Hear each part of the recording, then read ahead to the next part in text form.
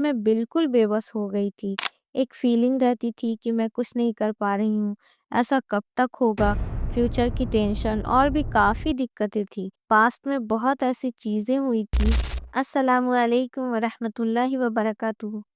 یہ بات ہے اس وقت کی جب لائف میں ایک اسٹیج ہوتا ہے نا، جہاں بہت سارے کنفیوژن، ڈپریشن، اوور تھنکنگ آنے لگتے ہیں۔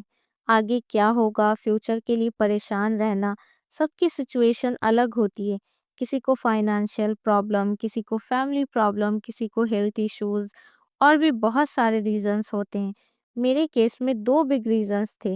فائنانشیل پرابلم، میں گریجویشن کے بعد ٹیچنگ کرتی تھی اور ہوم ٹیوشنز بھی دیتی تھی۔ بہت سالوں تک ایسا ہوتا رہا۔ پھر کووڈ کے بعد کنڈیشن کافی خراب ہو گئی اور میں بالکل بے بس ہو گئی تھی۔ ایک فیلنگ رہتی تھی کہ میں کچھ نہیں کر پا رہی ہوں، ایسا کب تک ہوگا؟ فیوچر کی ٹینشن اور بھی کافی دقتیں تھی۔ ساتھ میں دوسرا بڑا ریزن تھا فیملی پرابلمس۔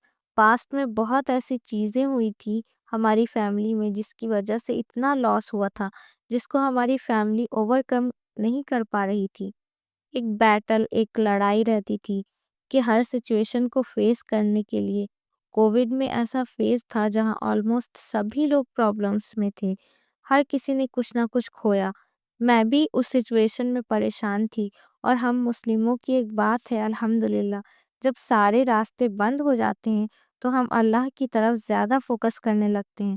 ایسا نہیں تھا کہ میں پہلے دین میں فوکس نہیں کرتی تھی، میں ہمیشہ سے پریکٹسنگ مسلمہ رہی ہوں، کیونکہ بیک گراؤنڈ ہی ویسا ملا۔